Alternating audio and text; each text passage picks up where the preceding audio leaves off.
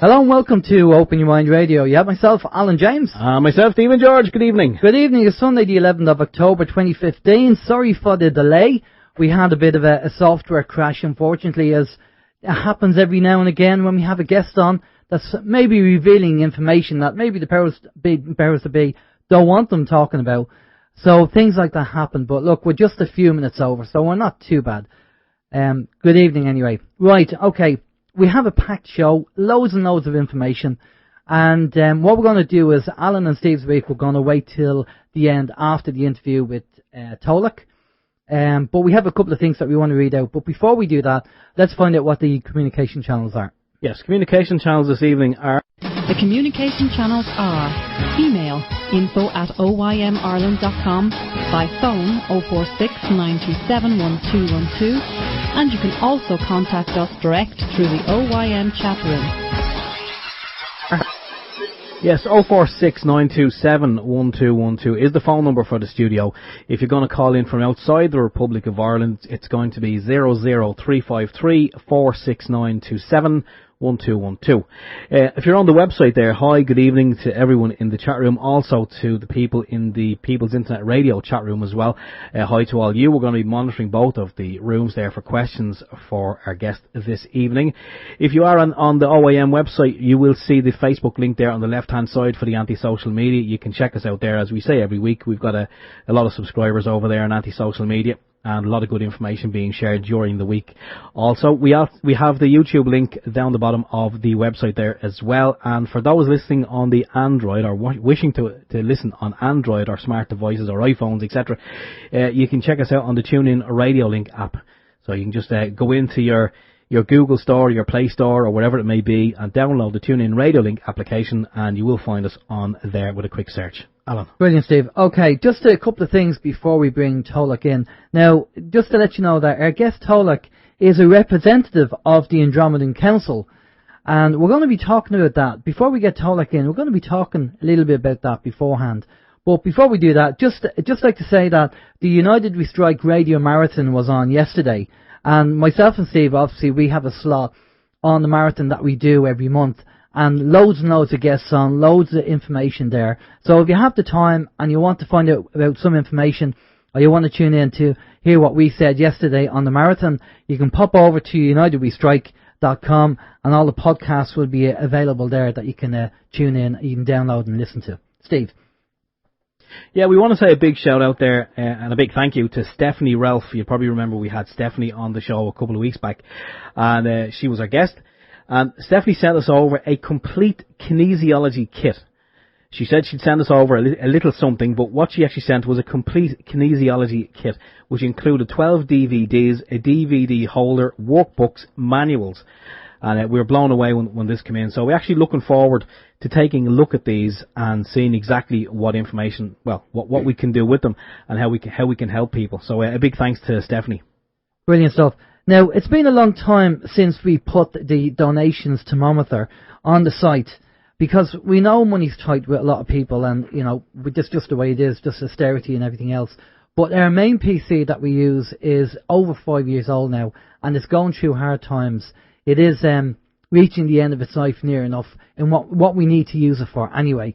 So we have a donation thermometer there, and we're just hoping that, you know, if people have a couple of quid, if you want to donate towards us getting a new PC, so we can do the bits and pieces that we need to do, then that would be fantastic. You know, it's not mandatory, it's voluntary. So if you have a few quid and you want to help us, by all means, pop over to the front page of the website and just click on PayPal and type in whether it's €1, €2, €3, it doesn't matter. Everything helps.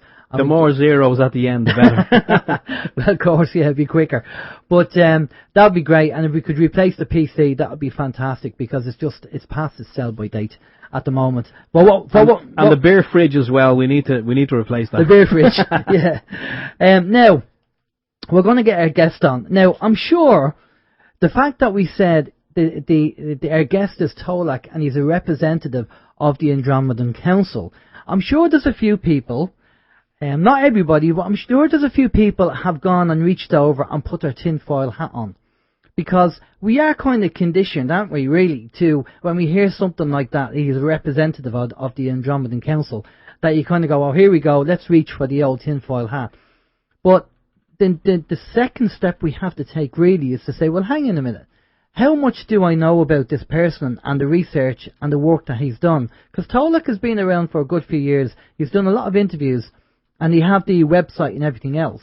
So we wouldn't want to be too judgmental just yet, until we hear the information, really.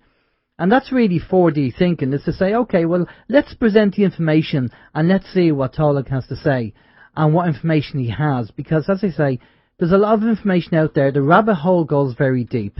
So we're not going to go too deep at the start. We're going to talk about the basics. We want to find out about Tolec and about his background and how he got selected by the Andromedan Council. And what does that mean? And then obviously with the information at the end, then you can make up your own mind as to whether you want to kind of agree with it or you want to look into this further and go to his website and check it out. But Steve, you're going to tell us a bit about Tolec. I wasn't prepared. Hold on a second here now. Hold on. Yes, I am. The unscripted script. The unscripted. I tell you, if it wasn't for the unscripted script, I'd have nothing to say at all. Anyway, the bio that we have for Tolec, it goes like this. Tolec is a human representative of the Andromeda Council, an intergalactic, interstellar and interdimensional governance and development body of aligned benevolent star systems and planets of sentient, intelligent life for worlds in both the Milky Way and Andromeda galaxies. He has been given the name Tolec as an Earth-based public persona, work name, by the 5 people to whom he regularly communicates, who are stationed on the primary Andromeda Council biosphere. Tolec says he was first contacted as an adult in 1993 by his principal Andromeda Council contact person, the commander of the primary Andromeda Council biosphere, who was originally from the planet Dakota in the Taygeta star system, located in the Pleiades, who took him on 3 closely clustered together but separate time travel trips over a week and a half via an Andromeda Council scout craft back in time to the 1840s to an area of rural Kentucky or West Virginia in the United States to observe a family of 4 in their day-to-day life struggles. Tolec's Andromeda Council contact people indicate that they have been in communication with him by various methods. 1. To deregister from the system, contact your local council office. No, that's something else. That's something else. You went overboard there, I think. I do apologise. That's on the script. Okay. Yeah. Now, Tolec is actually at a cybercafe at the moment, so there's a little bit of background noise, okay? So don't worry about that. We will have full volume as much as we can, and we'll see what we can do. But good evening, Tolec. How are you? I'm doing great. Thanks for having me. It's an honor and a pleasure. Excuse me. Thanks for coming on. Now, you probably heard my introduction there. When people hear kind of Tolec, representative of the Andromedan Council, you know, there is kind of this kind of conditioning with people that they'll reach for the tinfoil hat because, you know, we're told over and over again, we're programmed by TV and the media and everything else that there's no such thing and there's no such thing as ETs and we're the only planet that has life in it and all this kind of stuff. And so that's why we have to question, when we make a judgment call on what we perceive as reality. We have to question it and kind of say, well, hang on, how much do I actually know about this? And this is why, you know, you've been around a good few years. You've recently come out on the scene and start doing conferences, and people have been asking you to do loads of talks and to talk about your background. So we gave people a kind of a rough idea of your bio, but can you go into that a little bit further and tell us a bit more before we start getting into the information? Sure. I think one of the best places to start might be the concept of what many of us would call God, or creator, or creation, force, source, one, whatever words people choose to use. We have a whole planet of people in the billions that believe that this planet and the solar system and this galaxy and the universe, for that matter, were created by a creational source. Let's call it God, for for the sake of an easy identifying word. Well, if we consider that years ago, the Hubble telescope took a snapshot out in space, I think 1 square inch by 1 square inch. It was when it first got out there. And they found, I think it was 400,000 galaxies within a square inch of space. And so then you just start doing the simple math. And if this one Milky Way galaxy, at minimum, has one planet with human life, then we're talking about 400,000 galaxies. Maybe not every single one has a planet with life, but just by and I'm not a mathematician or a scientist, but just by sheer numbers, the concept that it's pretty likely there are other species, human, humanoid, or otherwise, both in 3D organic form and or higher vibrational form out there, which we can talk about later in more depth. But I think just from a pure numbers perspective, if we look at the fact that there are that many galaxies with that many potential worlds that contain life, the chances are pretty good that there's other intelligent, sentient life out there besides us. Now I'll bring it forward to today, in the month of October in 2015. Just in the past 2 or 3 years, scientists from across the globe, whether it's NASA, the European Space Agency, the Chinese, the Russians, they're discovering what are called exoplanets. And those are planets that exist within the band of space, revolving around a star that's in what, again, scientists call like the Goldilocks zone, where those conditions for life are quite probable.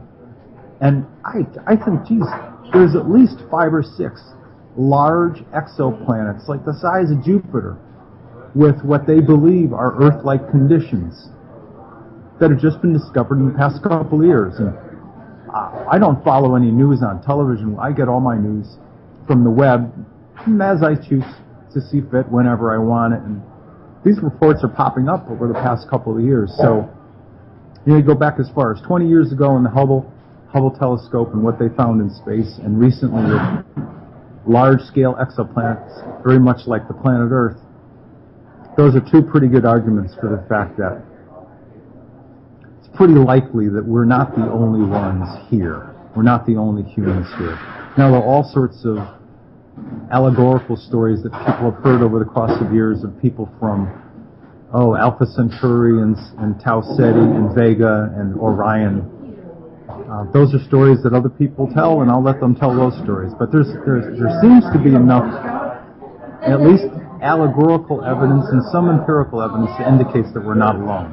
So we'll use that as a foundation for beginning talking about life, intelligent human or humanoid life existing in the cosmos. Now I'll make it relevant to this topic of the Andromeda Council. If space is populated by at least intelligent 3D organic humanoids like us, and there's quite a few, then that it's likely there'll be some kind of governing bodies. And the Andromeda Council is in fact what I've provided on the website in the write-up to you. It's an interplanetary, interstellar, interdimensional governance body that provides, I guess, like diplomatic relations between its member planets. The Andromeda Council can be thought of pretty simply as a deep space United Nations. It's pretty much its function. And they have a day-to-day, I can't think of other words other than management company. Guys that are in scout ships that fly around between the different member planets, and their day-to-day management company is called the Galactic Federation, and it's comprised of approximately 140 star systems and at present 300 planets in their membership. So there's sort of like this UN version, which is the Andromeda Council, they set precedents of protocols and guidelines in terms of how planets should be involved in trade, cooperation, education, artistic and music events, anything and everything possible on an interplanetary basis.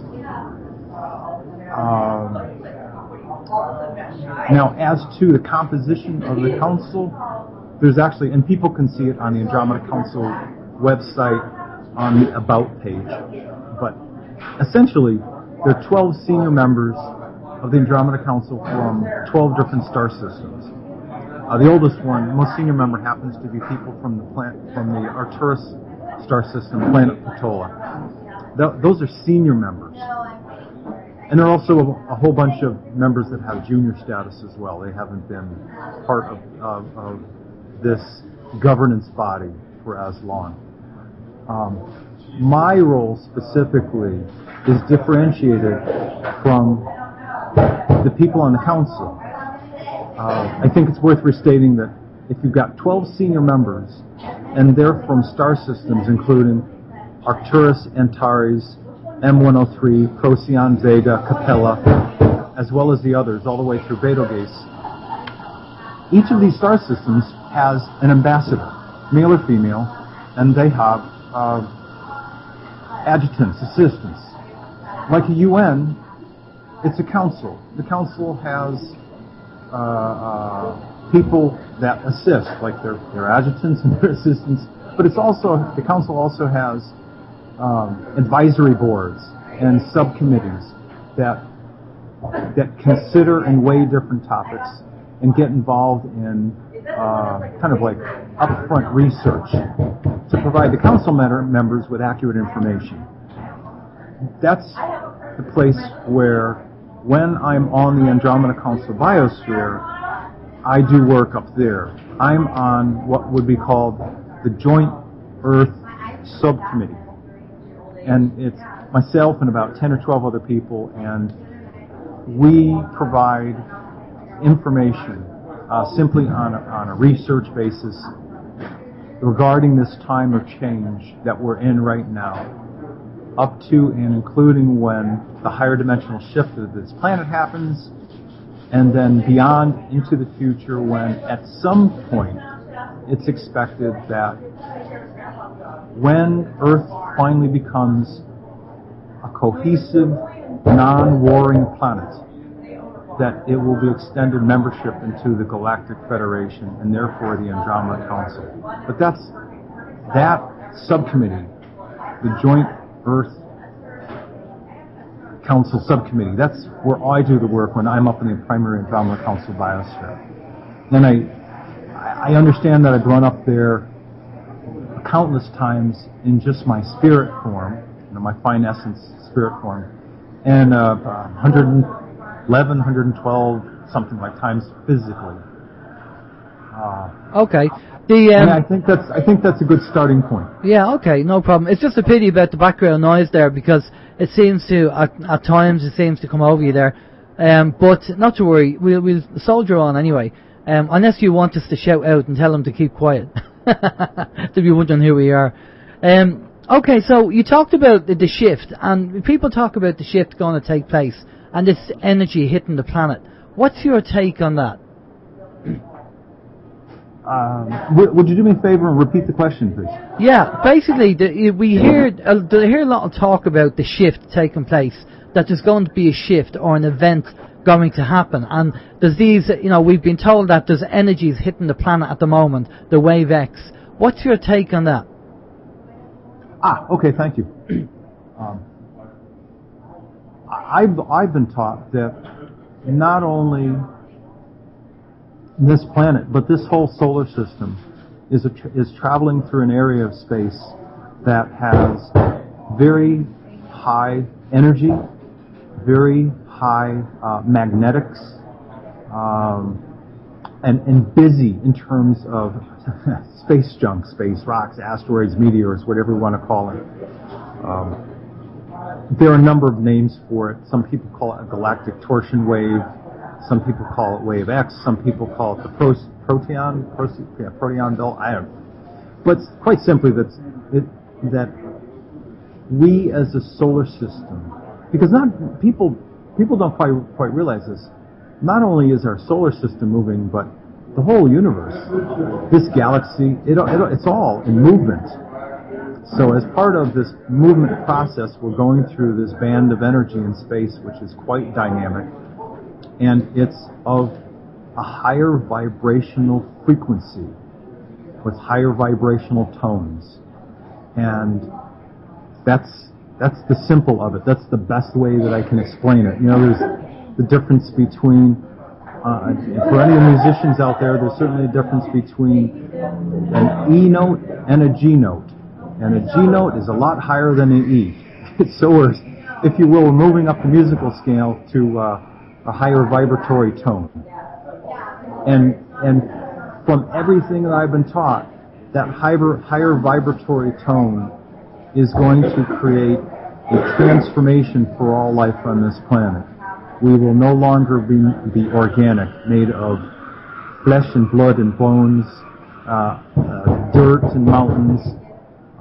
Everything will transform into a fine essence matter, if you will, a spirit matter, and it's far dense. It's lighter. It vibrates faster, and it's based completely on energy.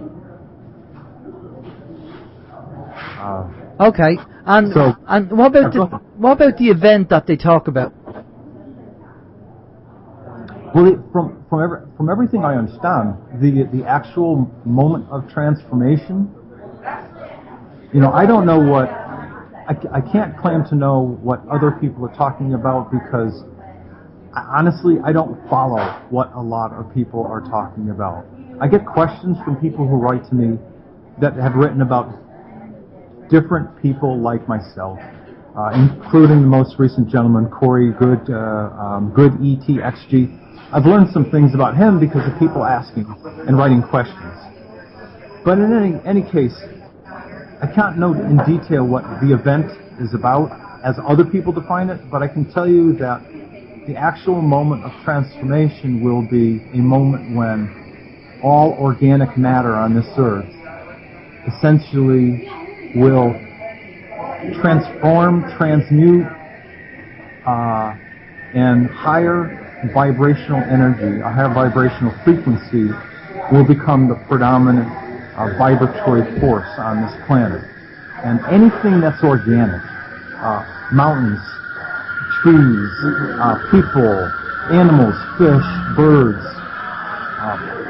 these will all transform and become higher dimensional life. That's the best way that I can explain it.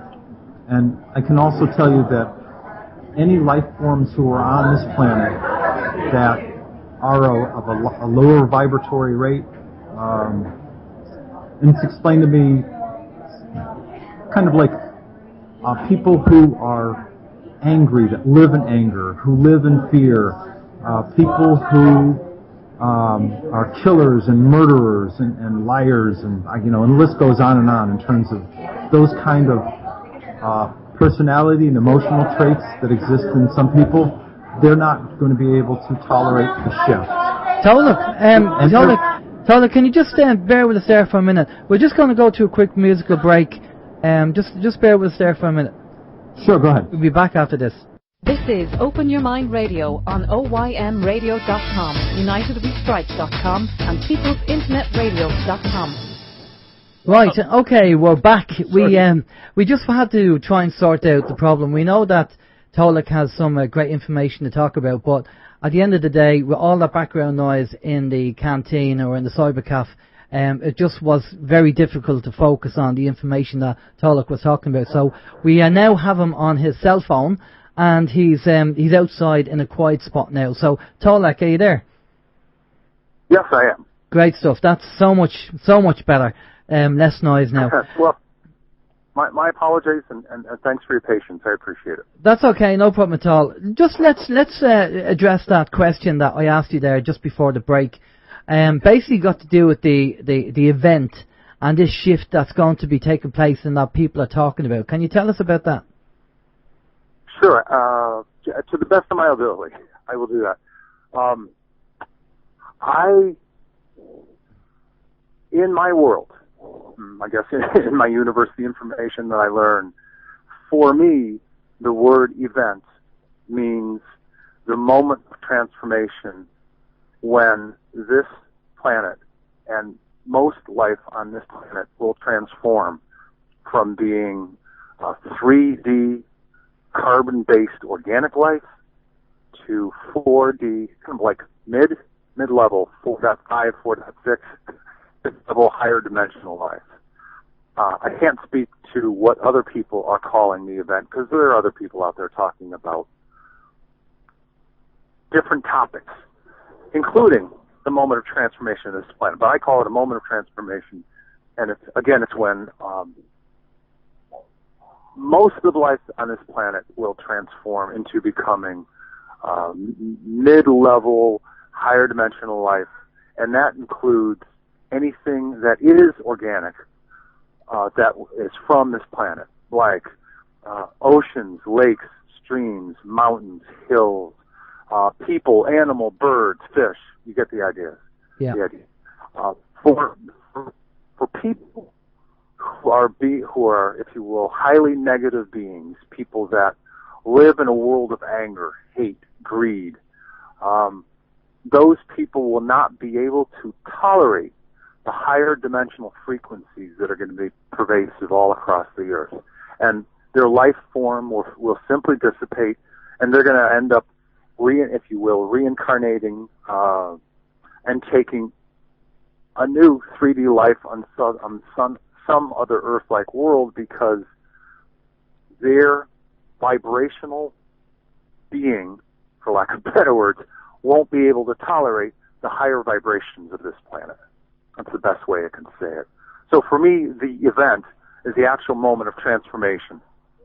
Okay. When this world goes from being organic to being higher dimensional. And do you have any idea, or do the Andromedan Council have any idea when they reckon this is going to take place? Because obviously we know the energies, we're in an area of space where there's energies hitting the planet at the moment, and a lot of people are saying they're feeling the energies and feeling, certain things going on physically. So would they have any idea when this is going to happen?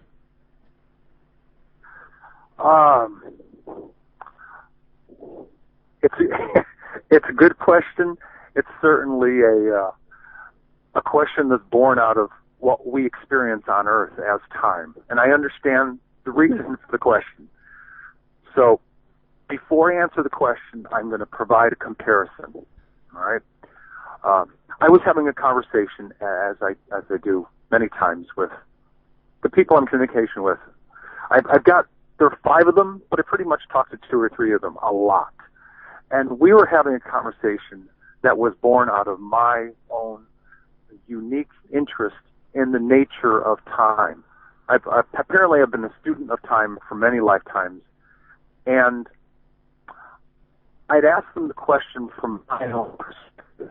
Just before time, I asked the question from their perspective, and here's kind of how the conversation goes. So I said, so you're telling me, these are my Andromeda Council contact people, you guys are telling me that I've been coming down to this planet for about 75,000 years. Yes, as you, Tolec, would count years, yes. Okay? And in those 75,000 years, I've had many, many, many, many lifetimes, probably tens of thousands of lifetimes. Yes, that's correct. Okay, got it. All right? So I'm like, wow, that's, I'm probably conscious of probably 7 or 8 lifetimes, and the details of those, they're telling me I've been here for thousands. So I said, all right, got it.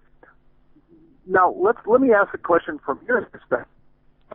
With guys up on the Andromeda Council primary biosphere for a long, long time, and it was decided that I should go back down to Earth again for this. That's right. Your perspective, using an Earth-based calculation, approximately how long would it feel for you guys that I've been gone from the Andromeda Council biosphere? And they went, you must say, to us, about a year and a half. You're breaking up there, Tolec. Can you come back to us with that? Sure. Is it the answer that you didn't hear? No, we didn't hear it again. You lost again. Okay, I'm right here. Any better? Yeah. I don't know whether you move. I don't know whether you're moving about or anything there, but just try that again. Okay. So the answer that they gave me was, as you, Tolec on Earth, would define time, it feels to us, up in the Andromeda Council biosphere, that you've been gone for about a year and a half, Right. based on how you guys would explain and define time. And I was like, what? They're like, yeah. So he said, you're telling me that my soul, my spirit, not the totality of my soul, but some portion of my spirit essence has been coming down to planet Earth and experiencing Earth life for 75,000 years. Yeah. But for you guys, it feels like a year and a half. Oh, wow. And they said, yes, that's approximately how you would define it. That's kind of approximately how it feels to us. So with that story can give people a sense of a foundation for how different life is in space in the higher dimensions as compared to these brief snapshots of time that we experience down here on Earth called minutes, hours, or years. That's it. Well, they do say that the higher up the dimension, the time changes. Like if you're in the fifth dimension, 2,000 years could be 5 minutes, something like that. Well, that's exactly the picture I was hoping to paint, to tell that story, to show people that as we would count years on this planet, and the number of my own visitation years being 75,000, that's how different it is from higher dimensions of life. They live for thousands and thousands and thousands of years as we would calculate it. Yeah.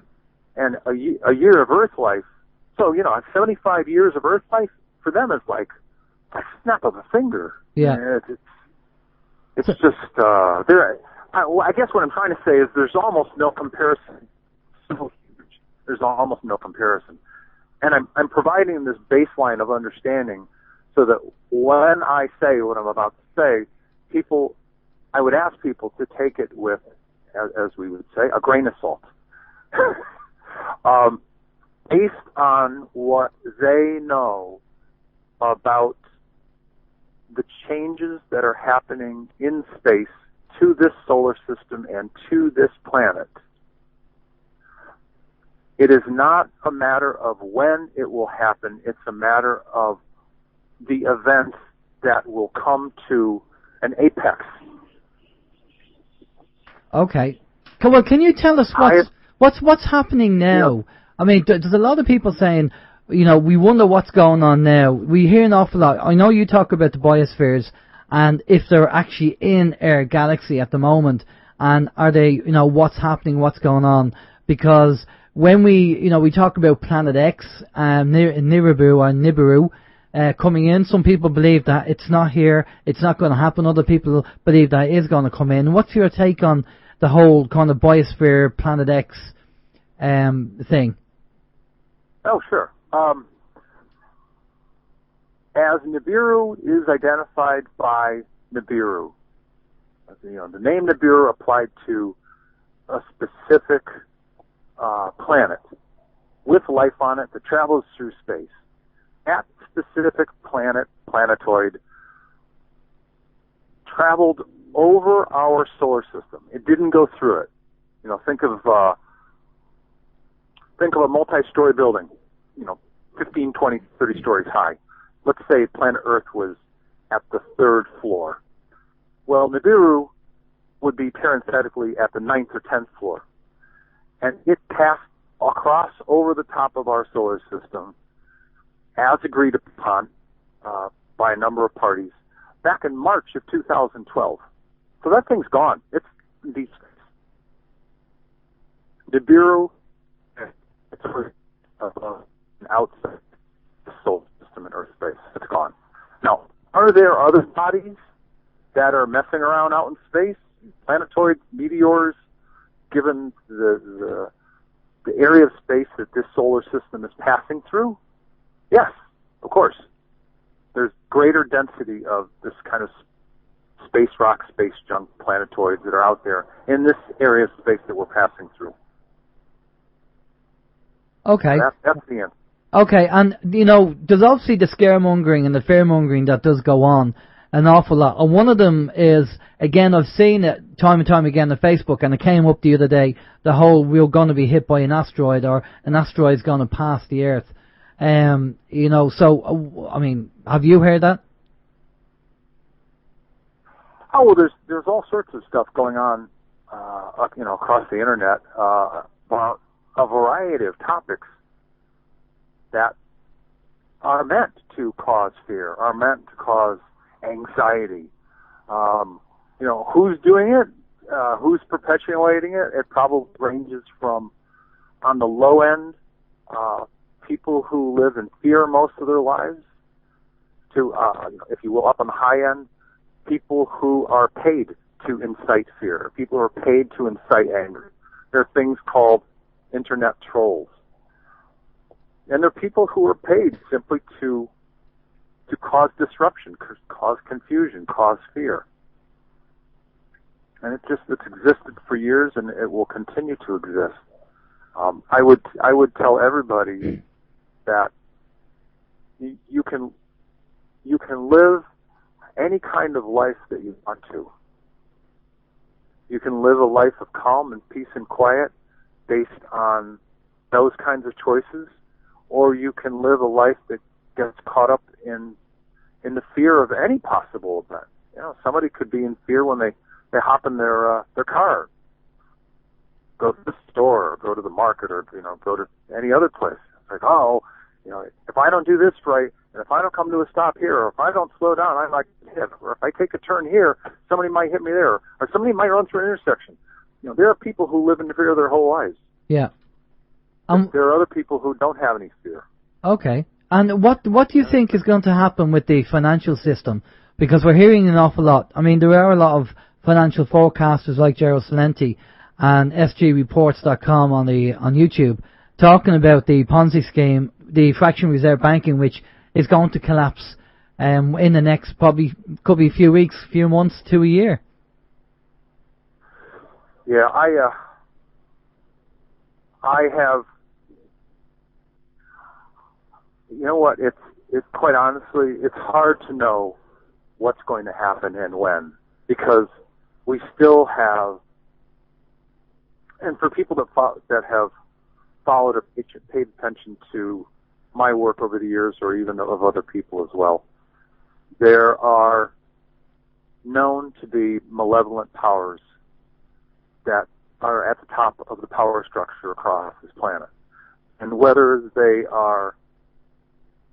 those powers are operating on their own, or whether they've been directed by other malevolent beings, those people are still in place. The people at the top of the human pyramid of power, which some people call the 1%ers, they're still running this planet. And those are the same people that are calling the shots in the different, for lack of a better word, governments, the media conglomerates, the media, the large-scale corporations, certainly the various large governments around this planet. Yeah. And so that also extends to the world of international finance, otherwise known as international banking. And as people may or may not have heard, I spent some time in the international banking world during the 2000s. I was an operations guy, not a trader. I never got involved in the money side of things. I simply involved in operations.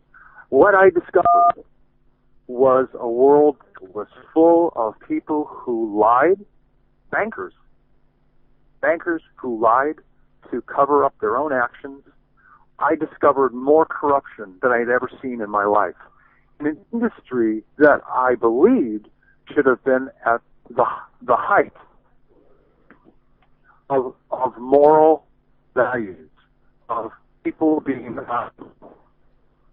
I was, as I still sound today, I was completely at the corruption. You're just breaking up again there, Tolec. Sorry.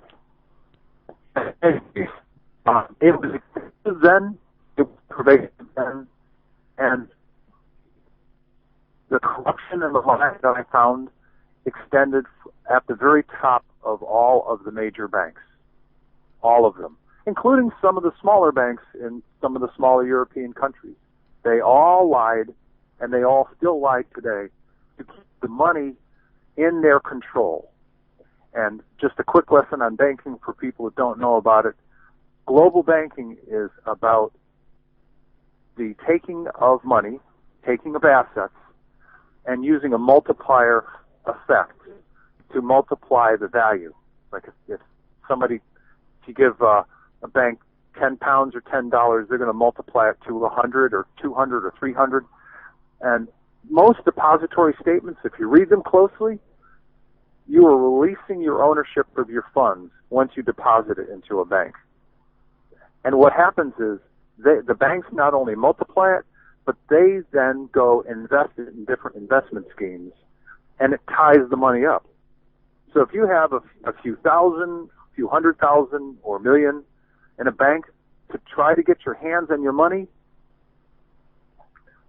it's almost impossible.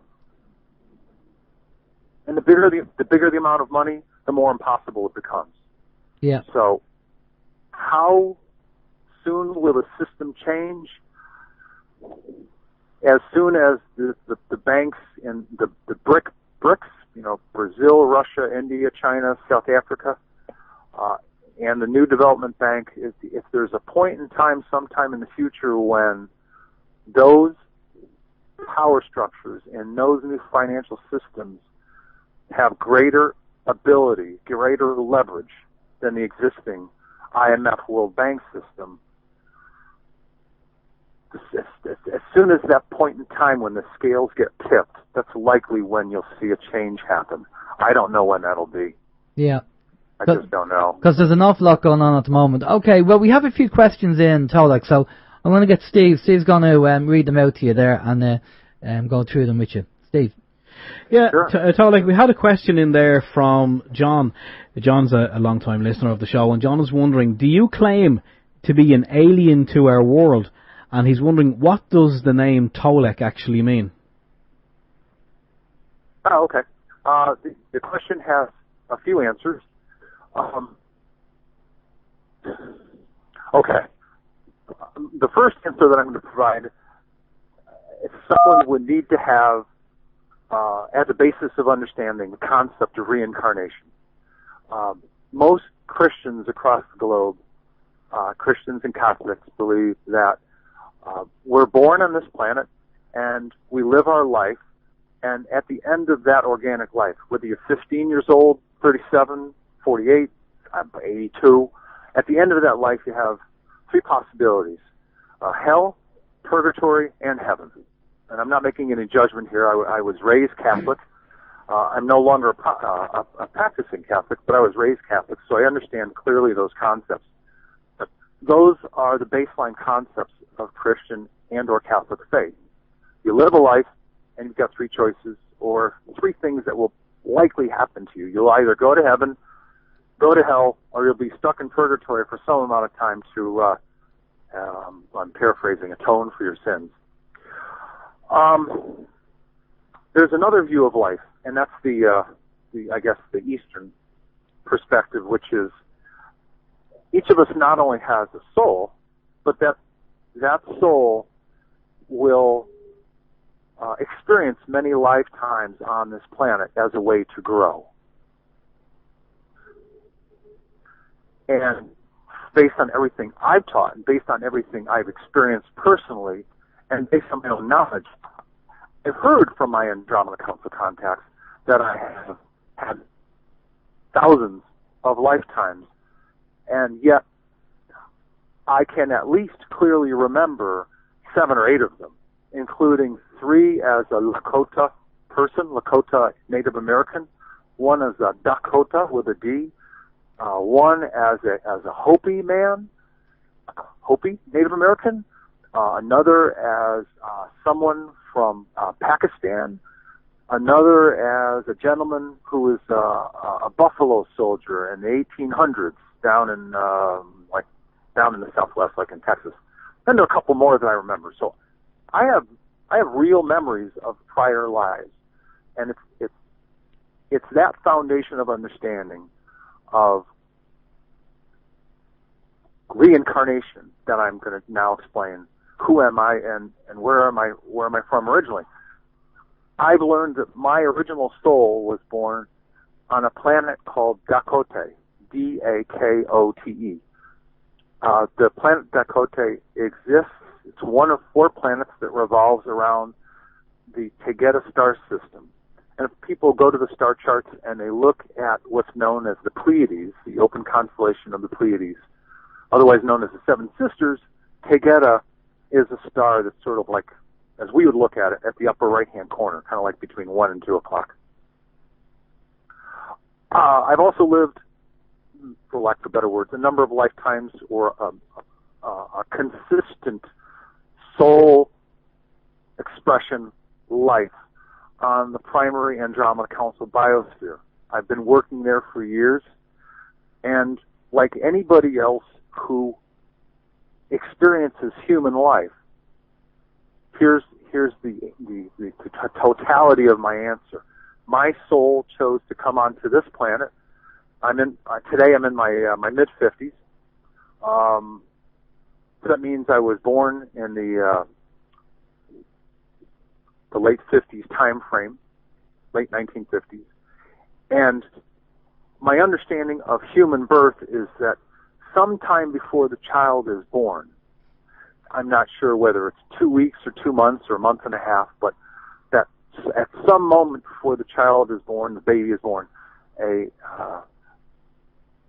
slice of a soul, slice is the best word I can think of, a slice of the human soul joins with that baby. And then soon thereafter, the baby is birthed from the mother, and the child grows up to be an adult. Now, that story is not particular to me. That's, for the most part, my understanding of many, many human people on this planet. So, am I human? Yes. Have I lived my whole life on this planet? Yes. Where was my soul originally birthed? Where was my soul essence originally birthed? My understanding it's on the planet Dakote, Tegeta star system in the Pleiades. That's the totality of that answer. Okay. And what about the meaning of the name? Is there any special meaning to the name that was given to you, Tolec? Well, they gave me the name so that I could do this work on planet Earth and have a recognizable, connected Andromeda Council kind of name. I don't know that there's a specific definition to it. I know that one of the Andromeda Council biospheres is called Tolec. So they named me after one of the biospheres, but it was simply to give me a work name. It's kind of like, this guy who's a great artist, a musician. Yeah. Now, I'm not sure that I'm going to say his name correctly, but it's sort of like Albert Michael Sinsinger the Third. Now, I don't know what his real name is, but the guy goes, my name is Sting. People know exactly who Sting is. He's world famous. Yeah. He's an accomplished musician and a singer. And so when nobody ever asks, what is his name? They may get on the web and look it up, but everybody knows him as Stig. That's the idea. The idea was to give me a public work persona name so people go, oh, okay, Tolec, Andromeda Council. Right. Okay, that makes perfect sense. I'm guessing you're not going to be releasing any music albums anytime soon, though, are you? Say again, please. I said, when you were talking about Sting, I said, because Sting is his work name, I was joking saying that your name being Tolec, would you be releasing an album anytime soon? I'm actually working on, I started playing the Native American flute in the summer of 2012. I've composed, if you will, and played 2 songs. One is Kehali, the other one is Dakote. The third one I have just finished playing, and I'm now in production. I've got to do what's necessary to get it produced, and it's called A Sacred Journey Home. So that's the third song out of, I think, what will be 12. Okay, when will the album be finished? I don't know.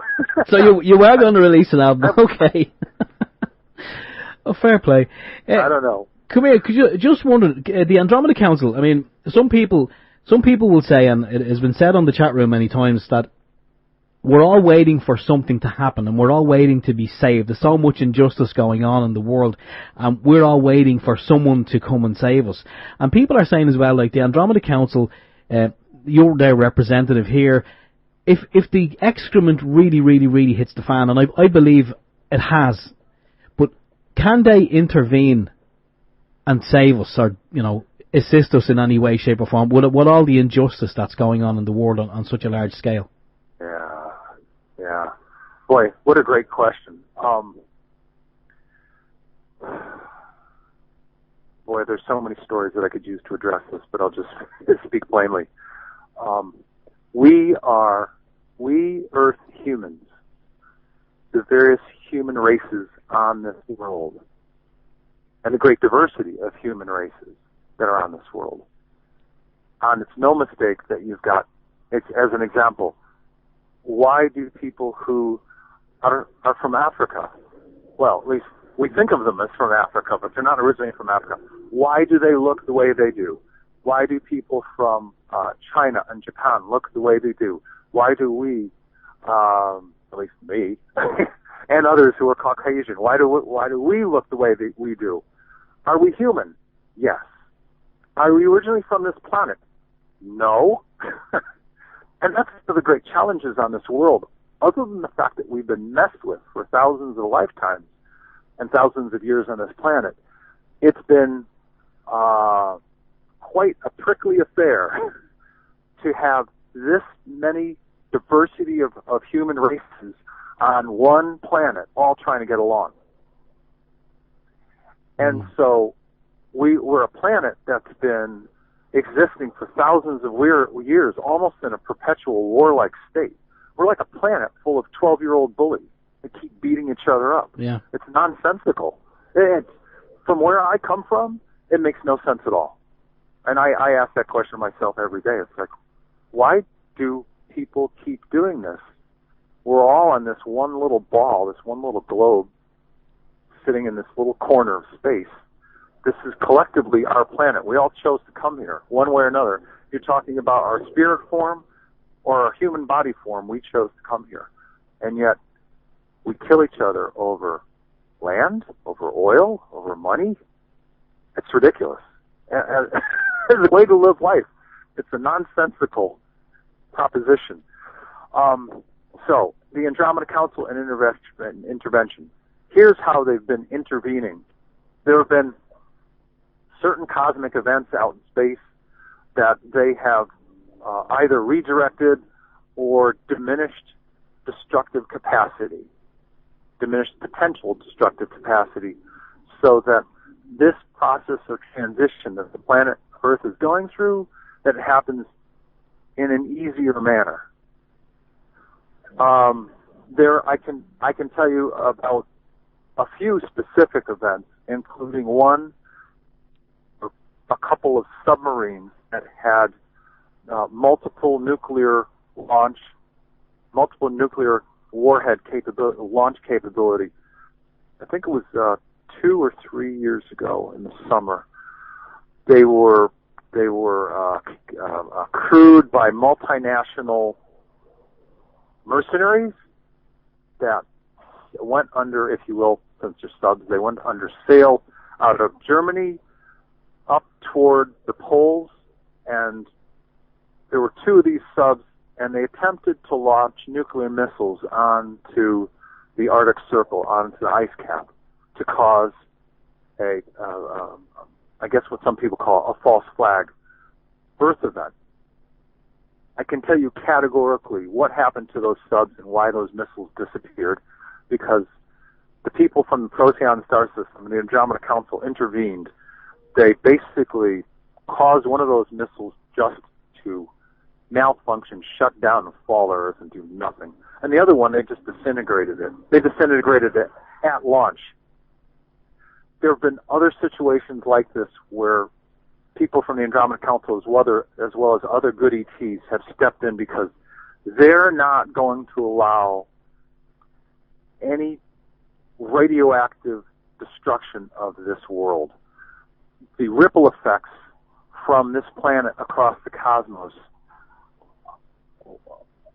the impact would just not be good. I don't know what words to use, but it would be horrific. So they're not going to allow it. Right. So that's one way where they've stepped in.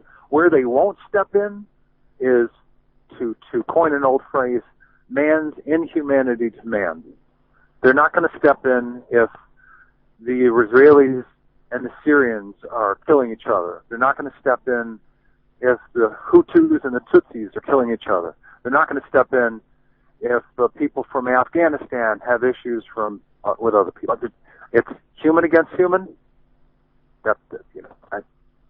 We're doing it to ourselves, nobody else.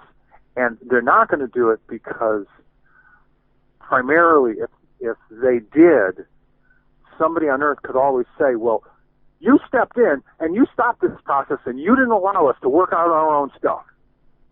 They can't. Yeah, I suppose that actually makes sense. Because there are people. Your 12-year-old children, you want to beat each other up and kill each other? That's your business. When are you going to grow up? We don't know. That's up to you. Right. So would it be fair to say that the people on the planet and what they do is not really of much consequence to the Andromedans, but they want to mind the planet because the planet is somehow important to them, but not the inhabitants? Would that be fair to say? I think that's one way of saying it. Let me ask a question which may be rhetorical, but do the people, and let me back up for a moment, the people that I primarily communicate with, the gentleman who's the commander of the primary Andromeda Council Biosphere and the other 11, he's responsible for all of them. His wife, Azar, who is the chief medical officer responsible for the 6 hospital ships, Vice Chairwoman Tanya of the Council, Ambassador Tonka, who's the spiritual leader. 4 of those people, it's total 5 of them. Well, in any case, 4 of those people are from my planet originally, from the planet Dakota, and they have different jobs. I can speak categorically for them, and this feeling, I'm sure, is echoed throughout the other members of, actually the formal members of the Council. They all value life in its many forms. They value life. They appreciate the diversity of life. I mean, otherwise, you wouldn't have an organization, a body that helps to smooth the way so that people from different star systems and planets can share their knowledge, share their resources, share their artwork, share their education, share their building methods, all those things. Life is sacred, but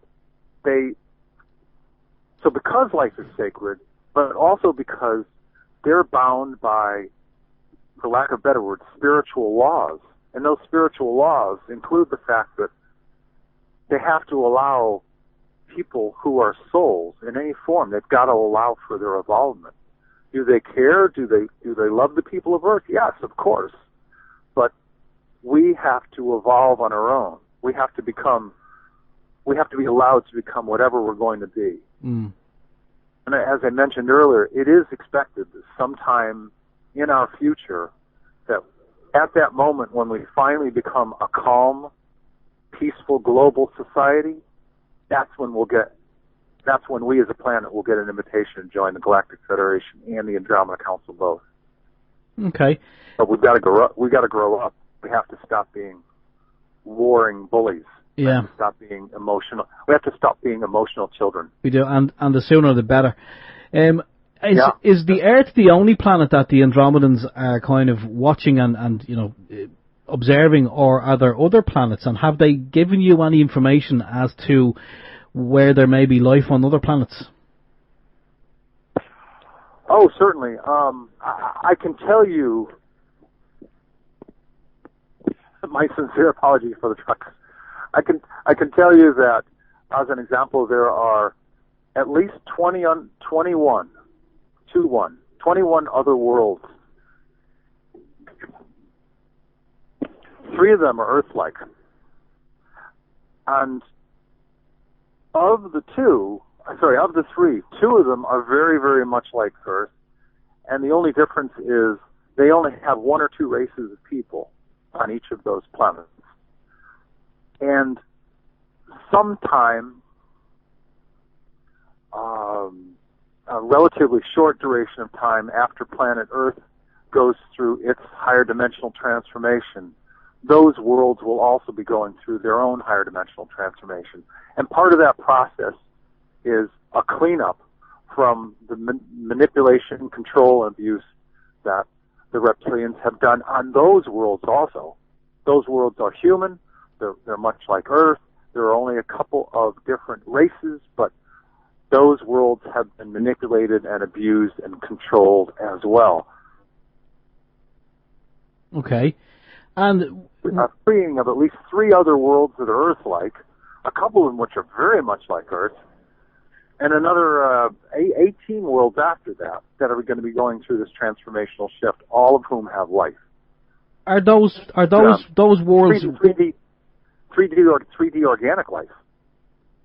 Yeah, Tolec, those worlds that you speak of, is there any way that we could reach those worlds in our lifetime? I mean, I know like NASA are allegedly sending probes to Mars and so on and so forth, but these other worlds, are they within our grasp? Maybe that's the wrong question, the wrong way to phrase it. But could we communicate with them, or are they just way too far away?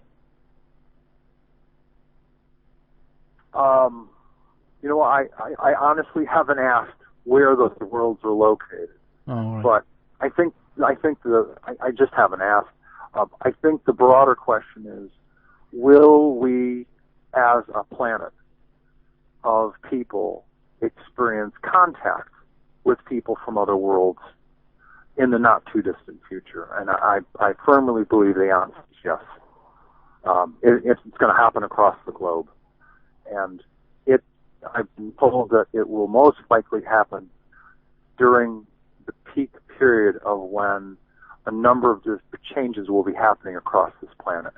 At the height of changes, at the height of change, that's when we'll most likely be experiencing communication with people from other worlds right on this planet.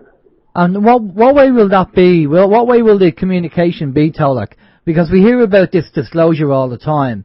And I know kind of subtly there's disclosure happening in the background, but until people see it on the media, on the television, they're not going to believe it. So do you think if you're speaking to people from the Andromedan Council that they'll roughly tell you when it's going to happen, or have they talked to you about what they're going to do?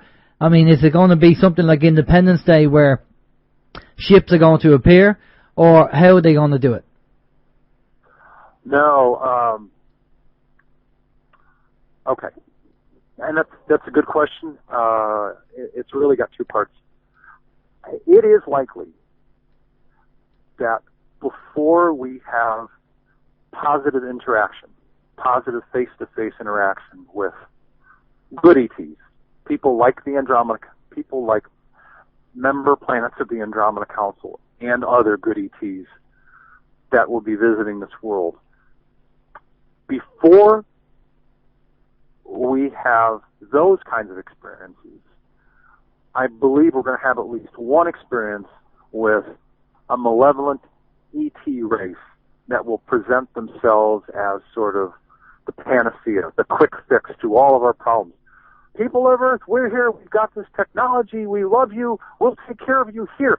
This stuff will cure cancer, you can build instant homes using this kind of technology. It's all good for you, we're going to take for you. Better beware.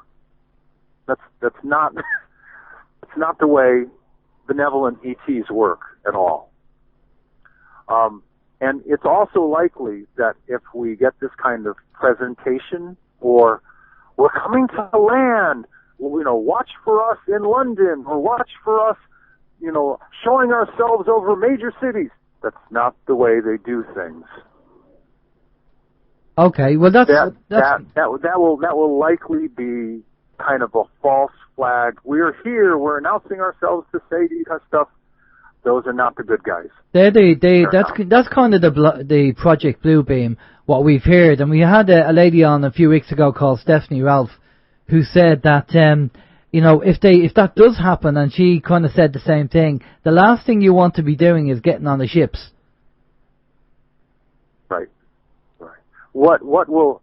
And I can speak for the people of the Andromeda Council in terms of the Vice Chairwoman Tanya, the gentleman who's the commander of the primary Andromeda Council Biosphere. They're responsible for a variety of scout craft that will land quietly, if you will, cloaked, invisible, and 3 or 4 people from the planets Nukes, Tolec, Retol, and Ventra.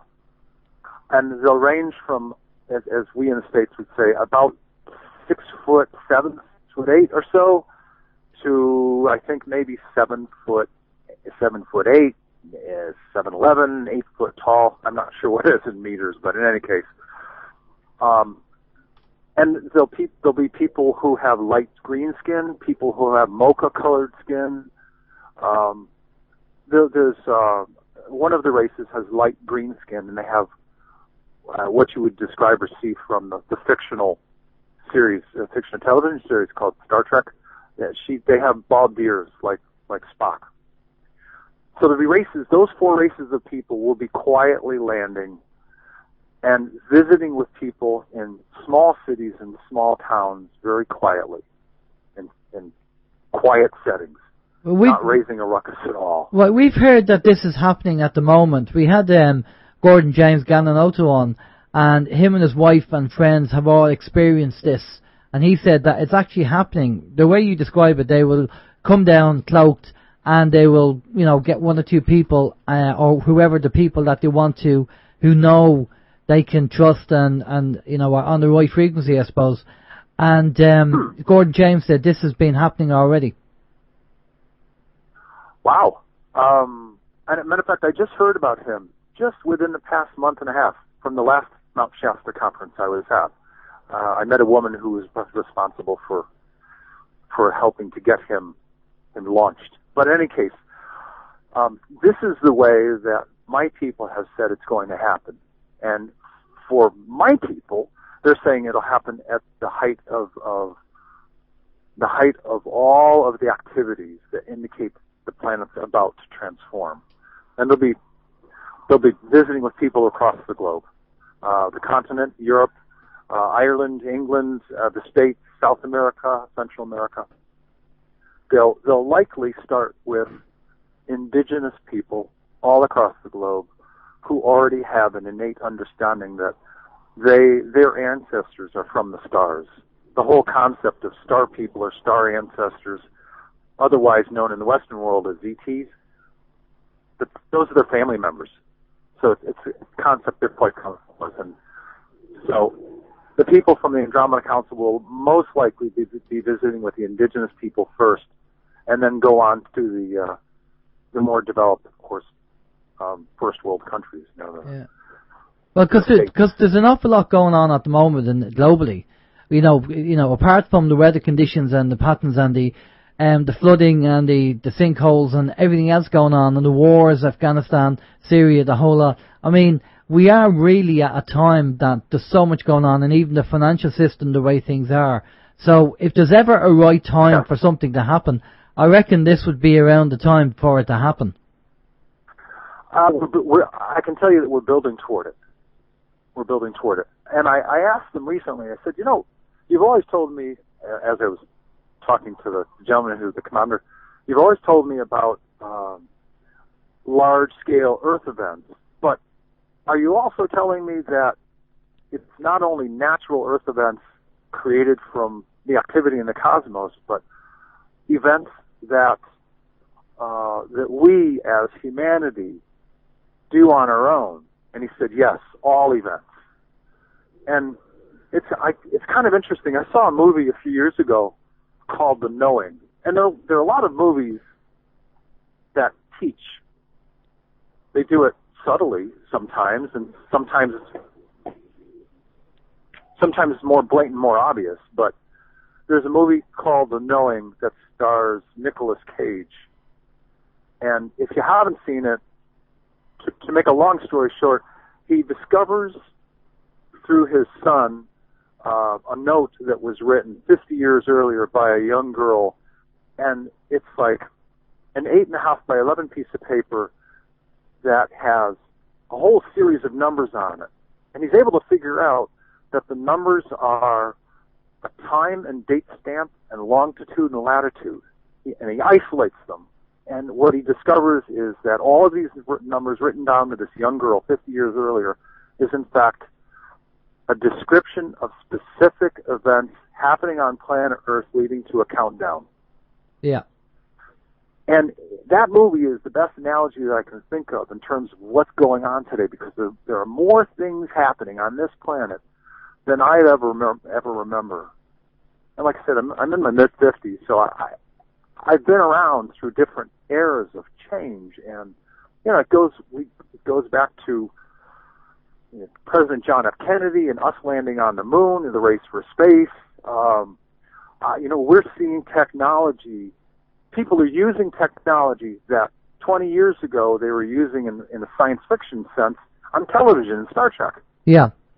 People have iPads. Yeah. They're moving software in a holographic fashion. We actually have, I think there was a concert done, I think in the UK recently, where a singer was on stage. Oh, sorry, not the singer. A holographic image of the singer was singing on stage. That's right. It was Michael Jackson, yeah. Oh, okay. And then I saw another one after that where there was a whole band on stage. The whole band was there. Wow. Completely real. And it was a holographic image. Yeah, and this is the technology they have. Now, if they're showing us that technology out in the public, and the public is seeing this, what advancement do they have that they're not showing? Oh, it's off the charts. Since the people I communicate with, since their natural form is, and they've already migrated from. They were, when I first started communicating with them 4.5 years ago, they were upper 4D. They're now like third or fourth level 5D. And because they're higher dimensional people, they have technologies that we almost can't conceive of. But also, because they're higher dimensional people, there are a bunch of things that they can do. They can manifest purely from their minds. Okay, I want this. They think and they create it. Instant manifestation. Yeah, that's a 5D thing, all right. Yeah, it's amazing what they can do. They can make a living room or a family room appear or disappear. A sofa appear or disappear. A lotus appear or disappear. You need a car, just manifest it. Now, when it comes to more technical concepts like that, like machines that have to operate and function. Computers that have to operate and function, they'll key in the technical specifications into their own systems and save them. So they walk up to it like a replicator and go, okay, coffee black or coffee with cream and sugar, or I need a Lotus Esprit. Once the specifications are keyed into their systems, it saves it, and then they can create it as many times as they want to. But here's something else that I think is worth mentioning. This is from a completely different conversation that I was having with this gentleman who's the commander of the biosphere. I was asking about technology, and I said, well, you know that you've progressed at a faster rate than you're supposed to. And his comment was it was a result of a longer conversation. And I said, excuse me? He said, well, we talked about the different events that have happened on your planet, and you're aware of Roswell. And I'm like, yes, I am, and other crashes. Well, because of the Roswell event and other events, including different negotiations and sharing of technology by malevolent races and or races that really don't have your best interests in mind, today, what you call 2015, your own natural evolution, you should be really at about 1975, technologically. What you would call the year 1975. Yeah. And yet, because of captured, crashed, and or agreed upon trade with these different races providing technology, you're at a place you should not be, because it's illogical, for lack of better words, and I'm paraphrasing what he said, it's illogical you should have technology this advanced when spiritually you're not even close. Your technological knowledge has far exceeded the connection from your own heart to your spirit and to each other. Well, this is a repeat of Atlantis, really. They had the technology, and they were more advanced with the technology than you were with the spiritual growth, and hence, apparently, that's what happened to Atlantis. Yes. Yes.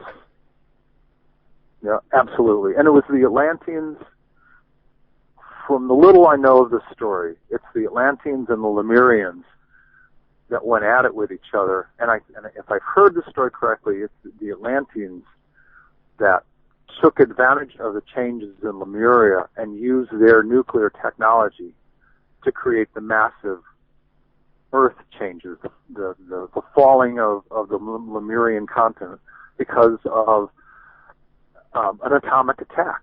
Yeah. Because of atomic warheads that were used. Now, I'm not an expert on this topic, so I'm kind of grasping a little bit of that I know, but the Atlanteans, from what I heard regarding the emigration of, because it was an actual physical emigration of the people from the planet Dakota to the planet Earth. Yeah. About 50,000 years ago. And today their descendants are the Dakota, Lakota, Apache, Comanche, Hopi, Cherokee, and a whole bunch of other Native Americans in the western U.S. They originally emigrated to Lemuria. That was their first stop. There was a Lemurian spaceport. And the Lemurian people lived life in a very similar fashion as did the people from the planet Dakota. You know, be at one with each other, be at one with the animals, be at one with nature, make as little impact on the land as possible. That's diametrically opposed to the Atlanteans, who basically said, we're really having a good time enjoying and exploiting technology to make our lives easier, and also to dominate others. That was the Atlantean perspective. Okay. Those two perspectives don't get along. No. Well, we have a few more questions for you. We have about 10 minutes or so left on the interview there, so we'll try and get a few more questions in. Steve? Yeah, Tolec, I just want to kind of touch base on a couple of things that you mentioned over the past couple of moments, and the first one I have here is when you said the moon, we landed on the moon. Do you believe that actually happened in the late 60s, the moon landing, or do you reckon it may have been staged, as some people suggest? Yeah. Here we go. This is simply my opinion, and that's all it is. So I'm not going to make a statement of fact, but rather a statement of opinion. I believe that at some point, astronauts from the States, astronauts from Russia and other places, likely landed on the moon at some point in time.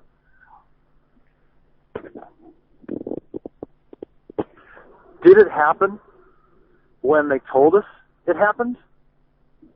Maybe so, maybe not. Was there a sound stage or a film stage someplace where they likely used some cameras to mock up what that might have been like? That's quite possible.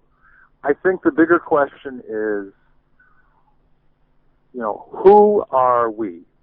Where are we choosing to go as a race of people on this planet? What do we want to be? How are we going to become a peaceful race of people so that we can, whether it's in a 3D form or a 4D higher dimensional form, how can we function in a peaceful manner with other ET races that are out there without being warlike?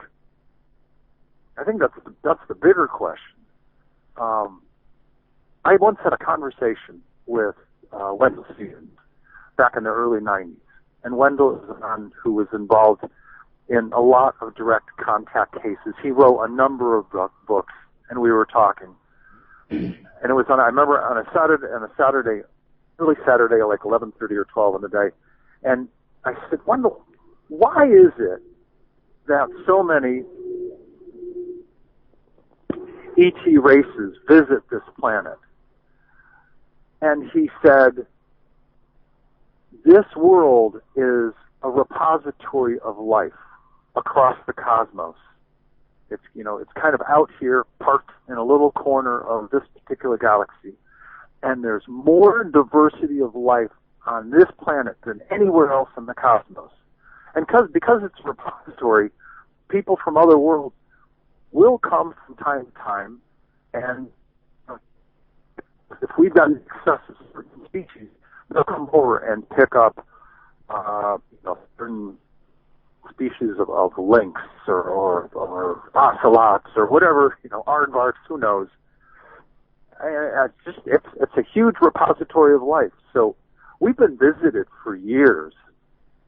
It's not the fact that whether or not there are other people out there. There are. It's a matter of what will it take for the people of planet Earth to evolve enough, to grow enough, to be able to interact with benevolent ET species, for lack of better words, with benevolent life forms from across the cosmos, without us living in fear, and more importantly, without us allowing the current governing powers that are in place to pull the trigger. If you look at there are all sorts of movies that show examples of how when some ET races land on this planet, first thing we do is we drag out the Army, Air Force, and Marines and guns, and we start pointing guns at them right away. Yeah. That's not the way to treat people. That's the movie The Earth Stood Still, the one financed in the 50s. Well, the first one, which is financed by the military in the 50s to start the awakening process. I'm just saying I'm conscious of time, Tolec, so we want to try and get one or two more questions in before we let you go. So, Steve, you've got a question there you want to ask? Yeah, there's a question, Tolec, and again, you may be able to answer, you may not be able to answer, I don't know, but you have said a couple of times during the interview, you referred to the planet and galaxies and solar systems, and this has come up on the radar several times, but do you know for a fact, or would you be able to even, just give us your opinion on the Earth? Because some people say, this is something that has come up, that it may be a globe, it may be flat, it may be convex, concave, it may be a disk or an elaborate snow globe. Just wondering, what are your thoughts on that? Regarding the planet Earth? Yes. Regarding this planet, okay. We all know that there are people that live on the surface of this planet. The people of the Andromeda Council are aware of at least one race of people who don't live in what some people call hollow Earth. There are other terms that are used. But this particular race of people that people in the Andromeda Council are familiar with live in the area of Earth just under the crust, kind of, not on the surface, but not at the center either, because at the center of this planet is a new high energy source. This new energy source came in on December 21, 2012. It's called the SAR, which is kind of just a couple of degrees off from that of being a star or a sun. That's at the core. That's at the inner core of this planet. So are there other people living under the surface of this world? Yes. Is this world an actual organic body? Yes, it is. It's a natural organic biosphere. Is the moon an organic biosphere? No, the moon is artificial. The moon is artificial. It was placed there for control of this planet. And sometime in the not too distant future, during a period of Earth changes, the moon's going to be busted up in major pieces and hauled away, and it's going to go away. But the Earth itself is a natural biosphere. Okay. Well, that's interesting. So round then, by definition, it's definitely not a plane. Flat. It's round. Okay. Not flat. Yeah. Okay. Well, it's just there's a lot of information out there suggesting that Anyway, you're saying it's round. That's okay. Well, can you just answer a question in relation to Antarctica? We've been told by several people that no one is allowed to visit Antarctica or to go there without military supervision. Do you know, or do the Andromedans know, is there something going on in Antarctica that may be of interest to the general public that for some reason we're not allowed to see? Okay. I am not an expert on this topic. Okay. However, a good friend of mine back in Tucson, Jim Nichols, otherwise known as James Nichols, has been a UFO and ET illustrator and researcher for years. And he's done at least one or two videos on the subject of Admiral Byrd and the explorations into the Antarctic and the Germans after World War II, that whole topic. And I'd be happy to introduce you to Jim Nichols if you'd like to explore that topic on its own. Yeah, that would be fantastic. I'd be happy to introduce you with him. Yeah. Very knowledgeable gentleman, very well researched, very well spoken. So I'd be happy to make the introduction. That would be great, because that's Operation High Jump with Admiral Byrd, and then Project Paperclip with the Nazis moving over. Yeah. Absolutely, and it's a fascinating story. Yeah, I'll be happy to make the introduction for you. Yeah, that'd be good. That'd be good to talk about, because that's something that's on YouTube, but we've heard about, and to have somebody who's researched it and can talk about it, that'd be pretty good. In depth. Yeah, great depth. Well, I'm sure you'll enjoy it. Yeah, no, that'd be great. Now we have time for one more question, Steve. Oh, just one. Go on. How many do you have? I've got a couple that we could get. I mean, if you could just maybe Tolec one or two sentence answers, we could squeeze a couple more in. But I'll just throw one at you here from John, because it's been here a while. John's wondering, what is your opinion of the Urantia book? Urantia. Okay. I saw the book back in the early 90s, and I certainly did not read it. It came to me as conceptually, if you will, that it was very much like a Bible kind of a book. And I'm also aware that they talk about different races of people in the book.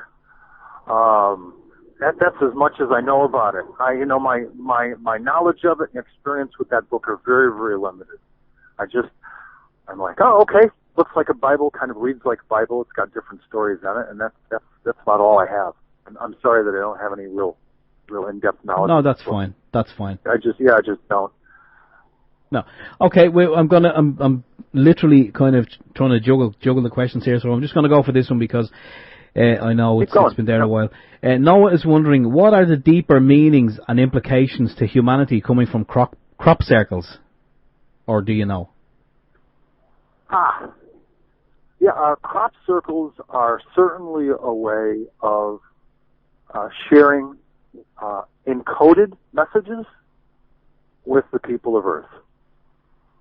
They are definitely a way that what people would call ET life forms are communicating with the people of Earth. And it's sort of like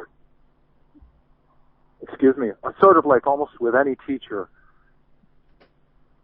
you don't want to make things so easy that it doesn't satisfy the curiosity of somebody who is there to learn. You want to stimulate their minds, stimulate the totality of someone to have them be curious. And conceptually, that's kind of the way it works.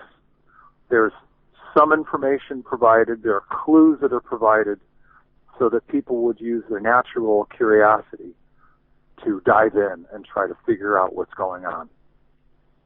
Yeah. I met, years ago, I met Colin Andrew, and he's just an incredible man who's, I guess, a pilot. He was one of the early people that were taking photos of crop circles. It's of great interest for me, but I'm aware of the fact that they do exist. They are created by higher dimensional ETs, and it's a method of teaching, of giving messages. Brilliant. Tolec, we've reached that time, but we'd like to say thanks a lot for coming on. We had a bit of difficulty at the start, but we managed to kind of sort it out with the mobile phone. But cheers for coming on. Some great information there. Food for thought for a lot of people to decide, what they want to believe, what they don't want to believe, what they want to research and stuff. But I'm going to pass you over to Steve. Steve's going to get all your details so people know where to find you and look up your information. Steve, over to you. Yeah, it's been a fantastic information, Tolec, and as Alan said, a lot of food for thought. Because the information, it may not resonate with some people at this moment in time, but again, we're all on the journey. As you said, we should be only back in technologically we should be 1975, but we're so far advanced.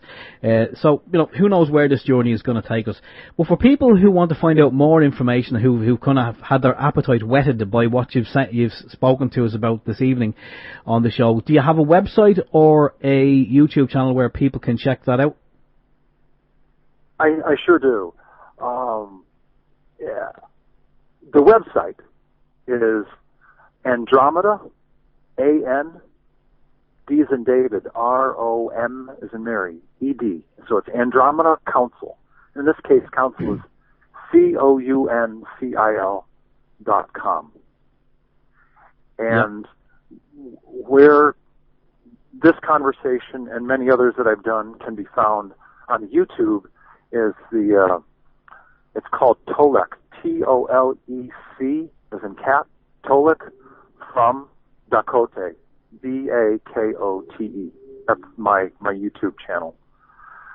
And I guess also of relevance is the fact that 6 days from now, on Saturday, October the 17th, I'll be one of the keynote speakers at the 2015 Higher Dimensional Shift Conference, taking place all day Saturday in Mount Shasta, which is Northern California. It's about 4 hours north of the San Francisco area. It'll happen all day Saturday. Myself, Dr. Joe Mera of Guiding Light Radio on the internet, Victoria Vives, and Cedar Moss. They're both very gifted women who are using different modalities. They're very gifted shamanic teachers and healers. We'll all be speaking on Saturday, and then on Sunday it will be a free day open to those people who attended on Saturday. And there'll be a woman by the name of Beverly Wilson who has crystal singing book bowls, and she talks about the consciousness of those bowls, and a gentleman by the name of Louis Elbinger who says that his own place, his own shop in Mount Shasta, is a place of interdimensional and intergalactic peace and harmony. So he'll be speaking on Sunday. So it's going to be an incredible couple of days up in the Mount Shasta area next weekend. And then I'll also be speaking at a conference one weekend after the International UFO, International UFO Festival up in the greater Phoenix area. I'll be speaking down in Tucson the following weekend.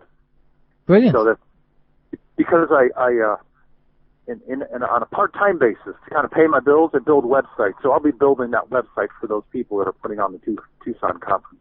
It'll probably go live in another month or so, something like that. Brilliant. Well, that's great. Listen, thanks. Yeah.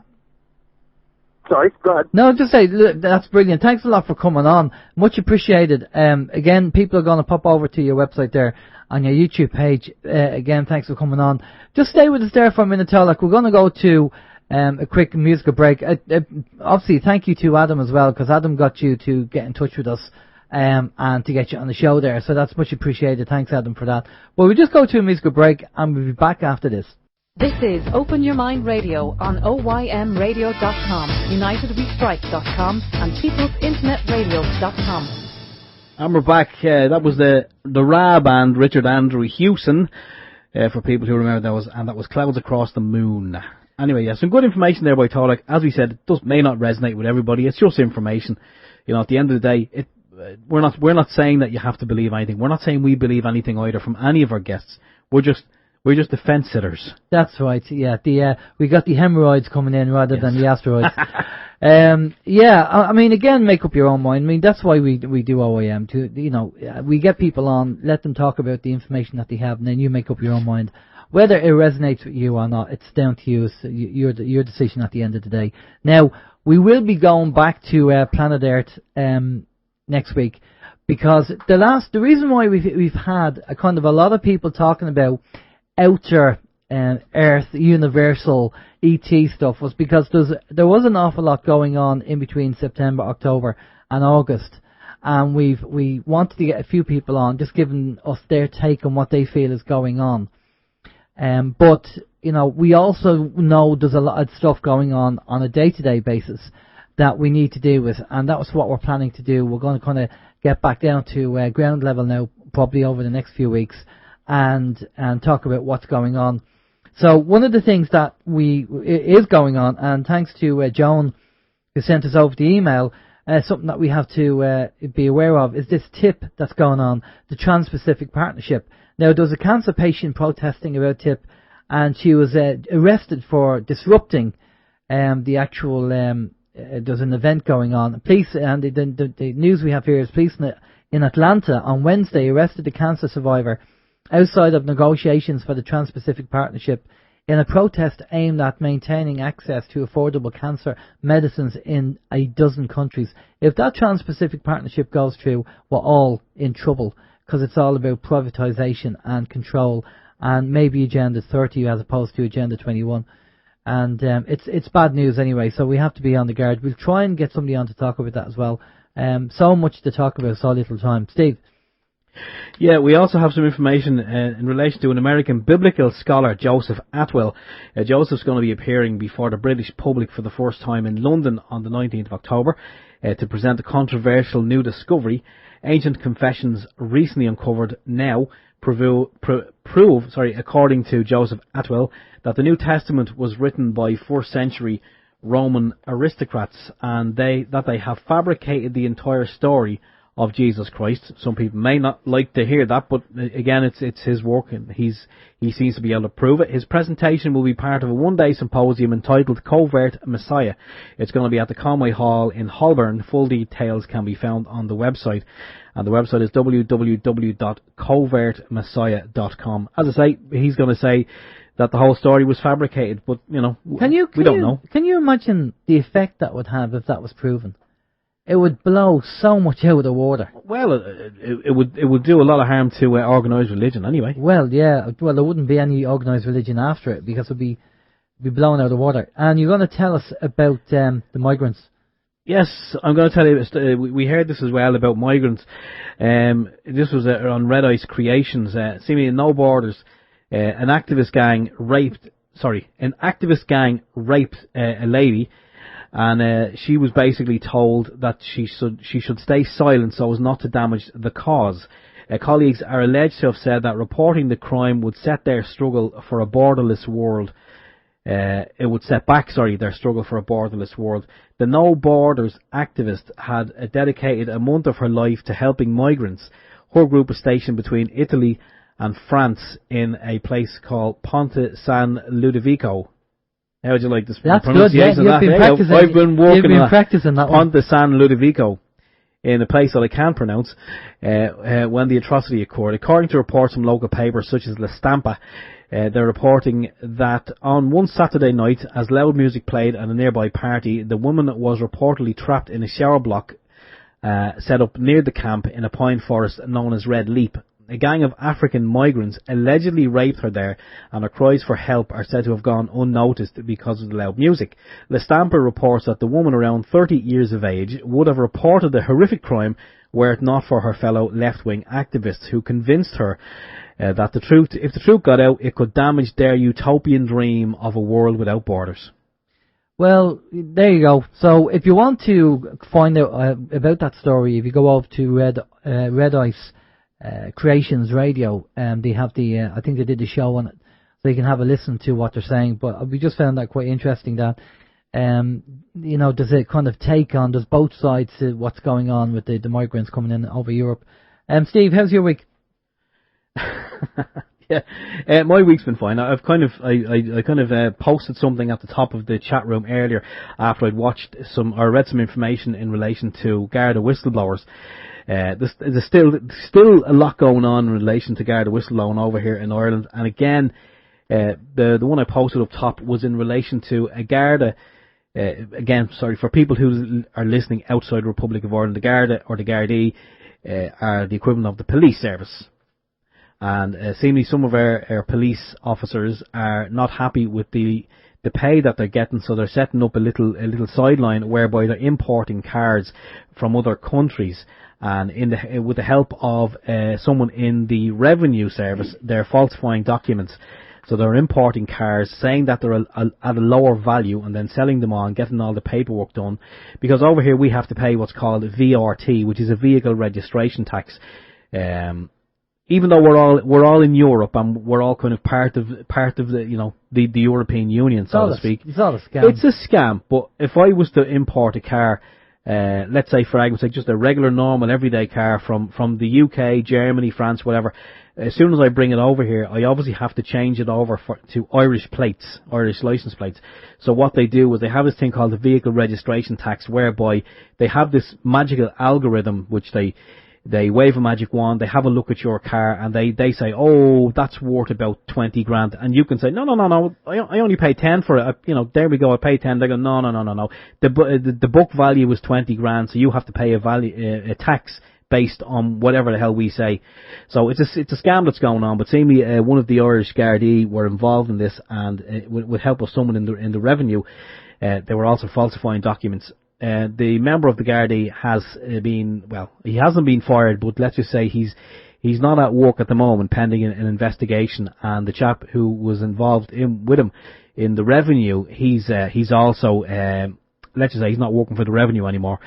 So yeah, that's going on as well. Again, with the likes of the Garda whistleblowers and all the information that comes up, will that guy ever stand in a court? I doubt it. I doubt it'll ever happen. I'd say like all the other cases against the guards, they'll do an internal inquiry. There'll be a little bit of a hand slap, and it will never make it to in front of a judge. Yeah, well, let's put it this way: turkeys don't vote for Christmas. No, they don't. So the Gardaí aren't going to do themselves. Not at all. The only other thing, well, there's a few things that I've been looking at during the week, and again, because we're kind of tight for time, I won't go into it, but I have been looking at more videos on the flat earth, despite what Tolec says. I'm trying to get as much information from both sides as I possibly can, not because I want to, make some groundbreaking, standing on the rooftops and singing out, this is what I believe. It's not like that. I'm just really, really interested in all the information that is coming from both sides. At the end of the day, we don't know. I haven't a clue what I'm standing on or sitting on, but I don't feel like I'm spinning at 1,000 miles an hour. But it's fascinating when you have a few moments with all that's going on. Like, there's so much going on, and we're looking at videos of evictions, arrests, abuse by the Gardaí and all. Sometimes I just take a little bit of time out and I look at something lighthearted like that just to see like what's going on. Anyway, it's fascinating information. But there you go. That's my week in a nutshell. How's your week? Yeah, just a couple of things. Nothing got to do with obviously New World Order and stuff like that. But I would like to recommend, if you're living in the UK, there's a company over there called Company Moves, and they relocate businesses and private dwellings and everything else. And I've used them a few times in the past, and I have to say, I can't fault them. A brilliant company, experts, just really professional guys, and great price. So if you're living in the UK and you want to move house and you need a company, pop over there. The company moves. Tell them Alan from Open Your Mind sent you. Yeah, they'll remember Alan because they've just relocated us to the Cayman Islands. Hey, happy days. Happy days. Right, okay, yeah, I did that. I filed an actual tax return during the week. Bloody hell, talk about a minefield. I'm not going to even go into it, but holy God, don't, if you set up a company, just keep it to yourself, because it's just a bloody minefield when you try and file your taxes online. Now, and the other thing is, if you haven't seen the movie The Kingsman, go and have a look at the movie. Don't let the kids see it because it's for adults, okay? But go and see it. And then, with your New World Order hat on, global elites, see how many things you can spot in there that will ring true, that will ring a bell in your head and go, oh, that's interesting. Oh, are they trying to tell us something here? Go and check out the movie, the Kingsman movie. So many things in that movie that are just so what we've heard before and what we've talked about before. And it's actually in the movie. And the last thing on the list before we start winding things up here is I wanted to find out how you deregister. We register to vote. I wanted to find out how you deregister to vote. So I rang up Meath County Council, and apparently they have electoral register department that you ring up. And basically what you do is, in a nutshell, you give them your name, address, your date of birth, and the reason why you want to deregister. Now, I spoke to the lady on the phone, and she was very nice, and I just said, basically, I'm thinking of doing it because, the government that's in there and the parties that are in there are just a waste of space, and, they don't represent me. And plus, the whole registration thing about, is that a contract? When we register, are we actually contracting with the government again and agreeing? Because I know they say, and we're going to have to get somebody on to talk about this, because when they say, when you're born, you're a citizen of Ireland, well, technically, when did I actually agree to the laws of the land? When did I agree on that? Is there a contract? Because obviously my parents can't agree for me when I'm born because I'm too young. So if there's a law that says, when you're born you automatically agree, but hang on a minute, that's something that's been forced on me, which I didn't agree, I didn't consent to. And if it's forced on me, that's slavery. And if it's slavery, then it's banned under Article 4 of the Convention on Human Rights in Europe. So this is something that we need to get somebody on to talk about and dissect it bit by bit. But maybe that's a show that we'll have to do. Right, next week we're going to have Raymond Whitehead on from Direct Democracy, and we're going to be talking all about democracy and about the government and what's going on and all the protests and all that, and just find out about it and what the solution is. So for myself, Alan James, have a good week. Stay safe. If you have any news, let us know. Thanks for everybody tuning in tonight. Take care. Bye bye. Okay, before I sign off, I just want to say thanks to John Titter on the chat room there for he gave me an LOL, a laugh out loud. When we were talking about the Gardaí being Guardians of the Peace, he said Obi-Wan Kenobi mentions the Guardians of the Peace in the 2016 movie Star Wars. The Star Wars anthology movie. So yeah, look forward to that one. Okay, if you're listening on our stream, we're going to sign off now. If you're listening on People's Internet Radio, stay tuned for Vin, and we'll do it all again next week. From myself, Stephen George, take care. Bye bye.